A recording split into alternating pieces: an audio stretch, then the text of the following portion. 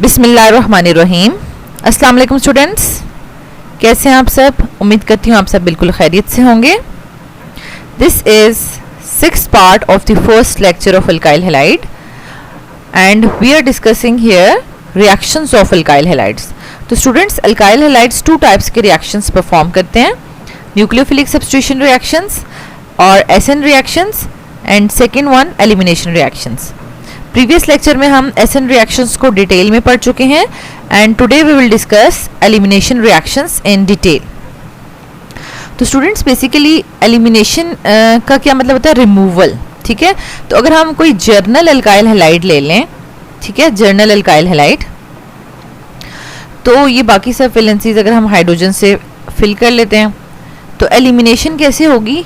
यानी कि halogen remove होगा एक कार्बन में से, ठीक है, और दूसरे कार्बन में से एक हाइड्रोजन रिमूव होगा और इन दोनों कार्बन के दरम्यान में जो है वो डबल बॉन्ड क्रिएट हो जाएगा। तो इसको हम कहते हैं कि एलिमिनेशन हो रही है, यानी हाइड्रोजन और हेलोजन एलिमिनेट कर रहे हैं और अल्कीन्स जो है वो बन रहे हैं। ठीक है, तो इसकी हम डेफिनेशन देख लेते हैं।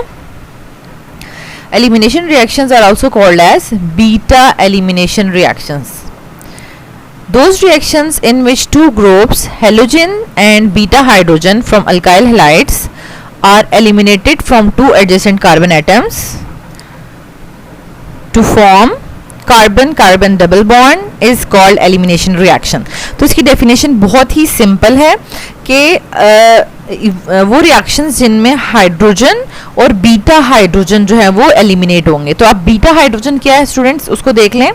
हमारे पास जब ये जो हेलोजन एटम जिस कार्बन के साथ अटैच होता है उसको हम अल्फा कार्बन कहते हैं और उससे नेक्स्ट कार्बन जो है वो बीटा कार्बन होता है। ठीक है, और इस तरीके से एक कार्बन यानी अल्फा कार्बन में से जो है वो हाइड्रोजन रिमूव होगा और बीटा कार्बन में से हाइड्रोजन रिमूव होता है। ठीक है, दैट्स वाई हम कहते हैं कि 2 groups halogen and beta hydrogen from alkyl halides are eliminated from 2 adjacent carbon atoms। और ये दोनों adjacent carbon atom से रिमूव होने चाहिए तो ही इनके दरम्यान में डबल बॉन्ड बनेगा। अगर हम हेलोजन को फर्स्ट कार्बन में से रिमूव कर रहे हैं और हाइड्रोजन को थर्ड या फोर्थ कार्बन से रिमूव करेंगे तो एलिमिनेशन नहीं होगी। ओके, और एलिमिनेशन रिएक्शंस को हम बीटा एलिमिनेशन रिएक्शंस क्यों कहते हैं? Since beta hydrogen is necessary for elimination so it is called beta elimination reactions. Okay, next is types of mechanisms of elimination reactions.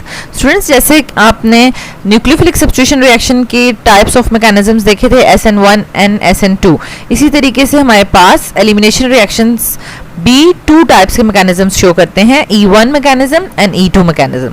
अब ये मैकेनिज्म डिपेंड किसके पे करता है? ठीक है, तो बेसिकली हमारे पास एलिमिनेशन रिएक्शंस में 2 इवेंट्स परफॉर्म हो रहे होते हैं। ठीक है, पहला इवेंट क्या है? रिमूवल ऑफ हेलोजन और दूसरा इवेंट क्या हो रहा होता है? Removal of beta hydrogen. ठीक है, ये हमारे पास बीटा कार्बन है। ठीक है, ये हेलोजन रिमूव हो रहा होता है और बीटा हाइड्रोजन रिमूव हो रहा होता है। ये दोनों काम हो रहे होते हैं एलिमिनेशन रिएक्शंस में। अब डिपेंड करता है कि इन दोनों इवेंट्स की टाइमिंग्स क्या हैं, यानी ये दोनों फंडामेंटल इवेंट्स अगर one after the other perform हो रहे हैं तो हमारे पास E1 मैकेनिज्म जो है वो फॉलो होगा, बोथ इवेंट्स अगर वन आफ्टर द अदर। और अगर दोनों ही काम मींस के removal of halogen and removal of beta hydrogen, दोनों इवेंट्स जो हैं वो साइमल्टेनियसली अगर हो रहे हैं, ठीक है, एक ही स्टेप में हो रहे हैं, तो हमारे पास कौन सा मैकेनिज्म फॉलो होगा? E2 mechanism.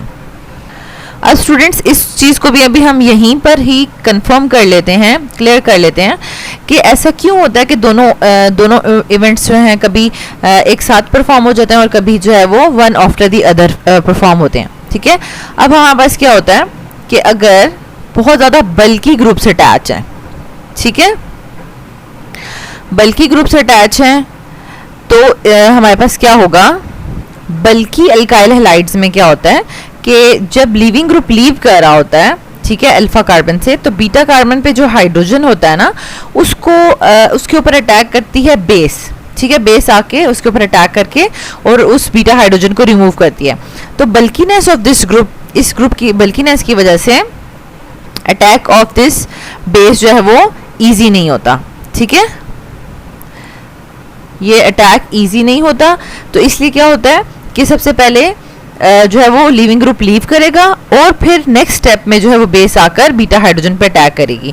तो यहाँ से हमें पता चल गया कि bulkiness of the alkyl halides decide करेगी। तो अगर हमारे पास टर्शरी अल्काइल हैलाइड्स होंगे तो वो हमारे पास E1 मैकेनिज्म शो करेंगे, क्योंकि लीविंग ग्रुप पहले लीव करेगा और उसके बाद बेस आके बीटा हाइड्रोजन को रिमूव करेगी। और अगर हमारे पास प्राइमरी अल्काइल हैलाइड्स होंगे तो E2 मैकेनिज्म होगा, क्योंकि लाइटर ग्रुप से अटैच हैं तो हमारे पास दोनों इवेंट्स एक ही स्टेप में हो सकते हैं। ओके स्टूडेंट्स, अब हम इन दोनों के मैकेनिज्म्स के जो स्टेप्स हैं उनको वन बाय वन देख लेते हैं, ठीक है, और उसके बाद हम इसको देखेंगे कि इसको एग्जाम्स में किस तरह से अटेम्प्ट करना है।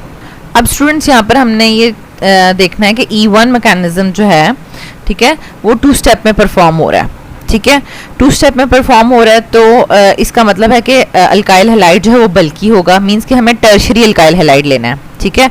तो हम यहाँ पर टर्शरी अल्काइल हैलाइड ले लेते हैं, ठीक है। तो ये हमारे पास R1, R2 और R3 हो गया, ठीक है, जैसे कि हमने SN1 रिएक्शन में लिया था। लेकिन स्टूडेंट्स यहाँ पर आप देखेंगे आपको अल्फा कार्बन तो नज़र आ रहा है, उसमें से हेलोजन रिमूव होना है, लेकिन ये जो हमारे पास चेन्स अटैच हैं general carbon chains, carbon hydrogen chains, तो इसमें हमें बीटा हाइड्रोजन नज़र नहीं आ रहा। तो हम क्या करेंगे कि यहाँ पर एक कार्बन को और ओपन करके लिखेंगे। तो यहाँ पर देखिए हमने इसको R2 चेन को थोड़ा सा आगे कर दिया और यहाँ पर एक बीटा कार्बन को शो किया ताकि हमारे पास बीटा हाइड्रोजन भी शो हो रहा हो, ठीक है। तो सबसे पहला स्टेप जो है वो बिल्कुल SN1 से मैच करता है, बिल्कुल सिमिलर होता है, ठीक है, ये स्लो स्टेप है, ठीक है, और रिवर्सिबल रिएक्शन है और आयनाइजेशन हो रही है, यहाँ पर इसकी लिविंग ग्रुप लीव कर रहा है, ठीक है। स्टूडेंट्स यहाँ पर देखें हमारे पास हेलोजन जो है वो दोनों इलेक्ट्रॉन्स लेकर लीव कर जाता है, ठीक है, और इस अल्फा कार्बन के ऊपर पॉजिटिव साइन शो हो जाएगा और इसके साथ अब 3 ग्रुप्स अटैच हैं और वो 3 ग्रुप्स जो हैं वो एट मैक्सिमम डिस्टेंस पर होंगे, ठीक है। यहाँ पर हम R1 कर देते हैं, यहाँ पर हम R3 कर देते हैं और यहाँ पर हमारे पास जो है वो हाइड्रोजन के साथ जो है वो चेन अटैच है R2 की, ठीक है। तो ये ट्राइगोनल प्लेनर कार्बोकैटाइन बन गया। तो अब सेकंड स्टेप में क्या होगा, बेस आकर जो है वो हमारे पास बीटा कार्बन पे अटैक करेगी और अब यहाँ पर क्या होता है कि ये जो बेस है, बेस के पास या तो लॉन पेयर्स होंगे या वो नेगेटिवली चार्ज होगी और अपने इलेक्ट्रॉन्स को डोनेट करेगी टू दिस हाइड्रोजन, क्योंकि ये दोनों जो हमारे पास ये बॉन्ड है ना, ये दोनों इलेक्ट्रॉन्स ये जो शिफ्ट हो जाएंगे, ठीक है, शिफ्ट होंगे क्योंकि अल्फा कार्बन जो है ये अल्फा कार्बन इस पे इलेक्ट्रॉन डेफिशिएंसी फील हो रही है जिसकी हेल्प बीटा कार्बन करेगा bye shifting of this sigma bond, ठीक है, ये पूरा का पूरा शिफ्ट कर देगा और ये बेस जो है वो इस हाइड्रोजन को अपने इलेक्ट्रॉन्स डोनेट करेगी और उसके साथ बॉन्ड बनाएगी, ठीक है। तो हमारे पास फाइनल ये स्ट्रक्चर बन जाएगा और हमारे पास जो है वो इस तरीके से ये स्ट्रक्चर बन गया है, ठीक है। यहाँ पर आपको डबल बॉन्ड नज़र आ रहा है, ये R2 और ये H और R1 और R3 और दरम्यान में डबल बॉन्ड नज़र आ रहा है और बेस का के ऊपर जो पॉजिटिव साइन नज़र आ रहा है क्योंकि उसने इलेक्ट्रॉन्स डोनेट किए हैं टू प्रोटॉन और यहाँ पर हमें साथ में हेलोजन भी शो करना है। तो ये जो फर्स्ट स्टेप है यही स्लो स्टेप है और रेट डिटर्मिनिंग स्टेप है। तो E1 मैकेनिज्म में मॉलिक्यूलैरिटी जो है वो 1 है, ठीक है, यूनिमॉलिक्यूलर है, यूनिमॉलिक्यूलर है। अब यूनिमॉलिक्यूलर का मतलब क्या है कि इट मींस कि only 1 molecule is undergoing change, ठीक है, यानी जिसके बॉन्ड्स ब्रेक हो रहे हैं या उसके अंदर चेंज आ रहा है, उसकी कोवेलेंसी में चेंज आ रहा है। Only 1 molecule is undergoing change in the slow step और द रेट डिटर्मिनिंग स्टेप, ठीक है। रेट डिटर्मिनिंग स्टेप में सिर्फ अल्काइल हैलाइड ही है हमारे पास। ये जो मैकेनिज्म है इसको हम E1 मैकेनिज्म कहेंगे, ठीक है, और ये 2 स्टेप पर होगा। सेकेंड स्टेप फास्ट स्टेप है, ओके। अब आप देखें कि E1 और E2 मैकेनिज्म्स में हमने लिखना कैसे है, ठीक है। तो ये जैसे इसका ये हमने स्टेप 1 मैकेनिज्म लिखा है, देखें ये स्लो स्टेप है, लीविंग ग्रुप लीव कर गया है और ये आपको ट्राइगोनल प्लेनर फॉर्म में नज़र आ रहा है, ठीक है। ये कार्बोकैटाइन बन गया। स्टेप 2 में हमारे पास बेस अटैक करेगी बीटा हाइड्रोजन पे और हमारे पास अल्कीन्स बन जाएंगे, ठीक है। प्लस और ये चीज़ नोट कीजिएगा स्टूडेंट्स कि यहाँ पर अगर आपने बेस जो है वो लॉन पेयर वाली ली है, वो अपने इलेक्ट्रॉन डोनेट करके यहाँ पर पॉजिटिव में आ जाएगी। लेकिन अगर आप यहाँ पर बेस ऐसी लेंगे जो कि नेगेटिवली चार्ज होगी, ठीक है, तो वो प्रोटॉन्स हाइड्रोजन यानी प्रोटॉन को डोनेट करने के बाद जो है वो न्यूट्रल हो जाएगी, ठीक है। इस चीज़ का आपने नोट डाउन करना है। नेक्स्ट हमारे पास इसके जो स्टेप्स हैं, it is unimolecular elimination reaction, ठीक है। यूनिमोलिकुलर है, ये हमने देख लिया। Unimolecular means only one molecule is undergoing change in the slow step और द रेट डिटर्मिनिंग स्टेप, ठीक है। और it is 2 step reaction mechanism, first step is slow step and rate determining step. और अगर हम इसका काइनेटिक एविडेंस देखें, kinetic evidence जो है वो रेट ऑफ रिएक्शन से रिलेटेड होता है, ठीक है। तो rate of reaction slow step पे ही डिपेंड करता है, तो हम इसका इक्वेशन लिख सकते हैं। और अगर आपको एक्सप्लेन करने के लिए आ जाए कि E1 मैकेनिज्म के काइनेटिक एविडेंस को एक्सप्लेन करें, तो आप स्टेटमेंट की फॉर्म में लिखेंगे, सिर्फ इस तरीके से सिर्फ इक्वेशन नहीं लिखेंगे, ठीक है। According to experiments it is observe that rate of E1 mechanism depend on the concentration of alkyl halide, ठीक है, because in the slow step only alkyl halides are involved। और इस रेट इक्वेशन से हम इसका ऑर्डर भी लिख सकते हैं, so it is first order reaction. Next point है हमारे पास 5th point, mostly tertiary alkyl halides undergo this mechanism. और ये ऑलरेडी हमने देख लिया है, क्योंकि बल्कि अल्काइल ग्रुप्स जो हैं वो attack of base on the beta hydrogen जो है वो अलाउ नहीं करते। दैट्स वाई पहले लीविंग ग्रुप लीव करेगा और नेक्स्ट स्टेप में जो है वो बेस आकर बीटा हाइड्रोजन पे अटैक करेगी। और लास्ट इसका पॉइंट है, it is favoured in polar solvents. Again अगर हम इसका मैकेनिज्म देखें तो यहाँ पर हमें प्रॉपरली नज़र आ रहा है कि कैटाइंस और एनाइंस बन रहे हैं, सो पोलर सॉल्वेंट्स जो है वो इसको फेवर करेंगे। तो स्टूडेंट्स यहाँ पर हमने E1 मैकेनिज्म के 6 स्टेप्स लिखे हैं, लेकिन अगर आप SN1 और SN2 में देखेंगे तो वहाँ पर 7 स्टेप्स होंगे, क्योंकि वहाँ पर हमने स्टीरियो केमिकल एविडेंस भी देखा था, ठीक है, किस तरीके से ज्योमेट्री ऑफ जो अल्काइल हैलाइड्स हैं वो इन्वर्ट हो रही है या रिटेन रह रही है। लेकिन यहाँ पर E1 या E2 मैकेनिज्म्स में एलिमिनेशन हो रही है, तो हम इसमें कन्फिग्रेशन को नहीं नोट डाउन कर रहे, ठीक है, यानी हम इसमें नहीं देख रहे कि स्पेस में किस तरीके से उनके ग्रुप्स जो है वो डिफर कर रहे हैं। तो स्टूडेंट्स हम ऑलरेडी ये चीज़ देख चुके हैं कि E1 मैकेनिज्म कौन से अल्काइल हैलाइड्स फॉलो करेंगे, जो लाइटर अल्काइल ग्रुप्स होंगे जिनके साथ, ठीक है, मींस के प्राइमरी अल्काइल हैलाइड्स जो हैं वो इनको शो करेंगे, ठीक है।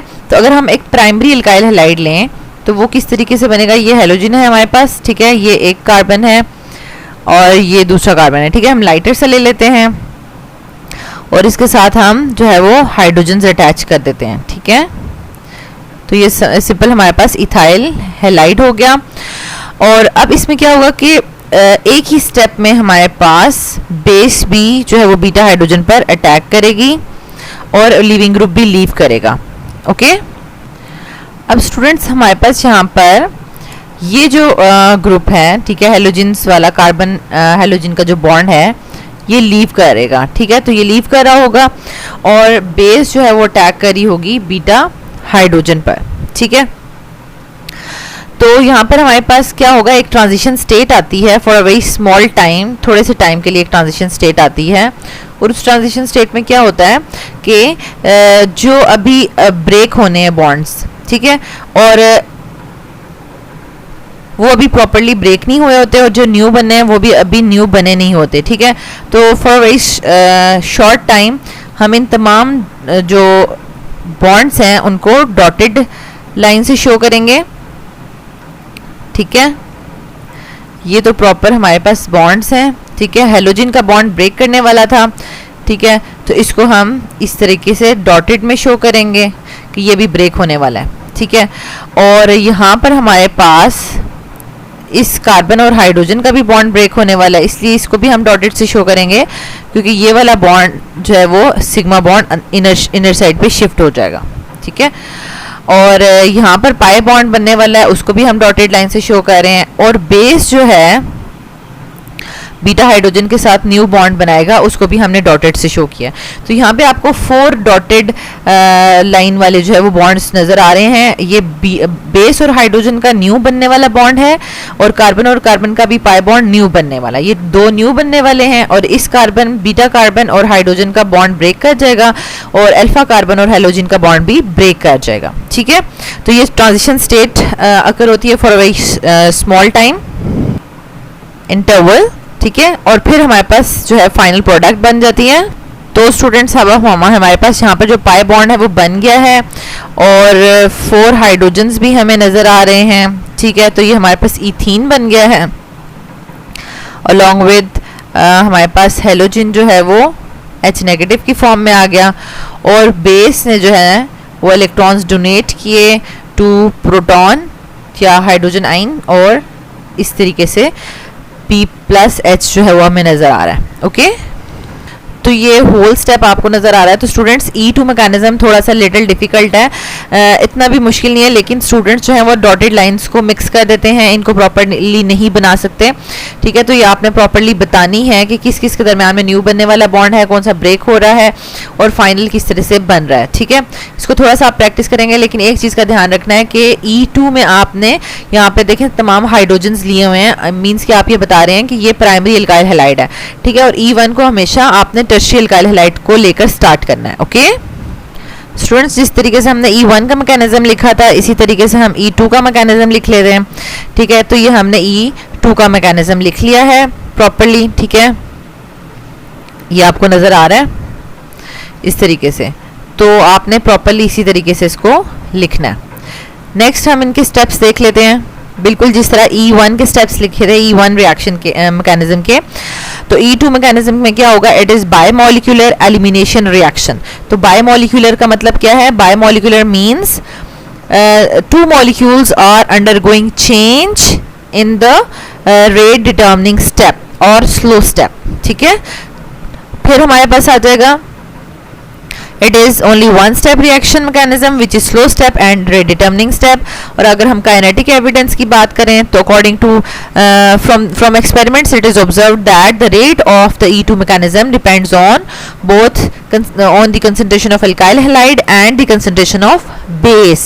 ठीक है, क्योंकि ये है 1 स्टेप और स्लो स्टेप में 2 मॉलिक्यूल्स इन्वॉल्व हैं, अल्काइल हैलाइड भी और बेस भी। So it is second order reaction. 5th step में हमारे पास है mostly primary alkyl halides undergo this mechanism and it is favoured in non polar solvents. Students, इसको आपने एग्जाम्स में इस तरीके से अटेम्प्ट करना है। ठीक है, और अगर आपसे ये क्वेश्चन आ जाए कि डिफरेंसेस लिखें आप 3 या 4 डिफरेंसेस E1 E2 के, तो आपने मैकेनिज्म मस्ट लिखना है। ठीक है, मैकेनिज्म मस्ट लिखने के बाद आपने ये स्टेप्स लिखने हैं, क्योंकि यहाँ पर आप अगर कुछ भी बता रहे हैं ना, इट इज़ यूनिमोलिकुलर या 2 स्टेप, वो आप शो नहीं कर रहे, तो आपकी जो स्टेटमेंट्स हैं ना वो आपके आंसर को डिफेंड नहीं कर रही होती। तो आपने मैकेनिज्म लिखने के बाद पॉइंट्स जो हैं वो लिखने हैं। ओके, नेक्स्ट हमारे पास टॉपिक है रीअरेंजमेंट ऑफ कार्बोकैटाइंस। अब ये क्या है स्टूडेंट, सबसे पहले आप इसका एक क्वेश्चन देख लें, फिर आपको पता चलेगा कि हम इसको किस तरह से करें।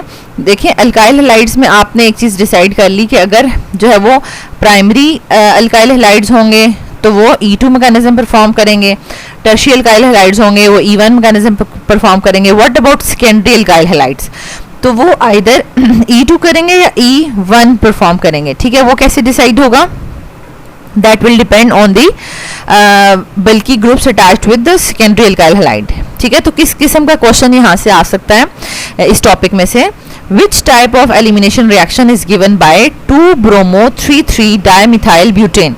तो ये आपकी बुक में example as it is given है। ठीक है, ये आपको बिल्कुल वही एग्जाम्पल उठा के भी दी जा सकती है कि ये जो मॉलिक्यूल है ये कौन सा एलिमिनेशन रिएक्शन परफॉर्म करेगा, और इसका कंप्लीट मैकेनिज्म भी लिखें। सबसे पहले तो आप इसको ड्रॉ करेंगे जब, ठीक है, लिखा हुआ है ब्यूटेन है। ठीक है, 1 2 3 4 कार्बन का ये पेरेंट चेन हो गई, नंबर 2 पे ब्रोमो अटैच है, और 3 डाइमिथाइल यानी 3 पे 2 मिथाइल ग्रुप्स अटैच है। ठीक है, अब आप इसको इसकी वैलेंसी को फुलफिल कर लें। तो ये आपके पास स्ट्रक्चर गिवन है और ये स्ट्रक्चर देखकर आप बता सकते हैं कि ये हमारे पास हैलोजन जिस कार्बन के साथ अटैच है वो हमारे पास सेकेंडरी कार्बन है। ठीक है, तो ये हमारे पास सेकेंडरी अल्काइल हैलाइड हो गया। ठीक है, तो सेकेंडरी अल्काइल हैलाइड, अब हमें क्या पता कि कौन सा रिएक्शन परफॉर्म करेगा, लेकिन इसके साथ जैसा कि ये देखें कितना बल्कि ग्रुप अटैच है, दूसरी साइड भी मिथाइल ग्रुप अटैच है और इस वजह से हम कहेंगे कि ये E1 मैकेनिज्म फॉलो करेगा। ठीक है, एक स्टेटमेंट आप लिखेंगे कि as this secondary carbon contains bulky groups attached with it so it will undergo E1 mechanism. अब आप E1 मैकेनिज्म किस तरह से करके बताएंगे। ठीक है, स्टेप 1 में हम देख लेते हैं कि हमारे पास मींस कि ये स्लो स्टेप है। ठीक है, डबल हेडेड एरो के साथ आप शो करेंगे स्लो स्टेप है और आप लिविंग ग्रुप को लीव करवा देंगे। ठीक है, ये हमारे पास लिविंग ग्रुप लीव कर रहा है और आपके पास एक कार्बोकैटाइन बन जाएगा। ठीक है, तो वो कार्बोकैटाइन जो बनेगा वो हमारे पास सेकेंडरी कार्बोकैटाइन बनेगा। ठीक है, सेकेंडरी कार्बोकैटाइन बन रहा है और प्रीवियस लेक्चर्स में हम स्टेबिलिटी ऑफ कार्बोकैटाइंस में ये बात डिटेल से पढ़ चुके हैं कि टर्शरी कार्बोकैटाइंस सबसे ज़्यादा स्टेबल होते हैं और फिर सेकेंडरी कम होते हैं और प्राइमरी उससे कम होते हैं। ठीक है, तो ये सेकेंडरी कार्बोकैटाइन क्या करेगा, अपने आप को मोर स्टेबल कार्बोकैटाइन में पहले रीअरेंज करेगा और फिर बेस आकर बीटा हाइड्रोजन को अटैक करेगी। ठीक है, अगर जो स्टूडेंट ये वाला स्टेप करने के बाद बीटा हाइड्रोजन को एलिमिनेट करना शुरू कर देंगे, ये हमारे पास अल्फा हाइड्रोजन है और एक ये बीटा हाइड्रोजन है और एक बीटा कार्बन है। ठीक है, और एक ये बीटा कार्बन है। ठीक है, इस बीटा कार्बन में तो हाइड्रोजन नहीं है, आपको नजर आ रहा है। ठीक है, लेकिन इसमें हमारे पास बीटा हाइड्रोजन है। तो जो स्टूडेंट्स इस स्टेप के बाद बेस का अटैक करवाएंगे और बीटा हाइड्रोजन को एलिमिनेट करेंगे उनका क्वेश्चन रॉन्ग होगा। तो सबसे पहले आप रीअरेंजमेंट करेंगे। क्या करेंगे, रीअरेंजमेंट। तो ये एरो के ऊपर जो है वो रीअरेंजमेंट का साइन डल गया है। ठीक है, तो रीअरेंजमेंट कैसे होती है कि हमारे पास ये जो कार्बन है इसको इलेक्ट्रॉन डेफिशिएंसी फील हो रही है क्योंकि उसके ऊपर पॉजिटिव साइन हमें नजर आ रहा है। ठीक है, तो इसका जो नेबरिंग ये जो बल्कि ग्रुप है ना, ठीक है, ये इसकी हेल्प करेगा bye shifting of its methyl group. ये पूरा का पूरा मिथाइल ग्रुप इसको शिफ्ट कर देगा। ठीक है, ये पूरा का पूरा इधर शिफ्ट कर देगा एंड हमारे पास जो न्यू स्ट्रक्चर बनेगी वो कुछ इस तरह से होगा।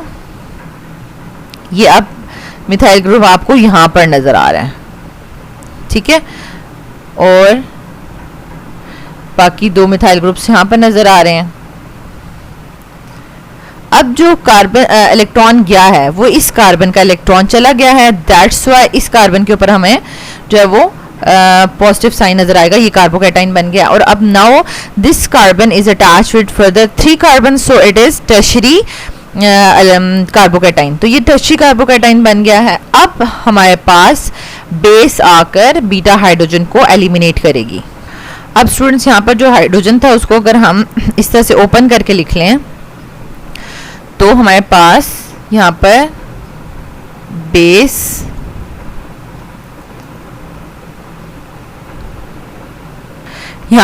जो है वो इस बीटा हाइड्रोजन के ऊपर अटैक करेगी और ये वाला जो पूरा बॉन्ड है वो इधर शिफ्ट हो जाएगा। ठीक है, ताकि इस कार्बन की डेफिशिएंसी को भी फुलफिल कर सकें and we will get the final product.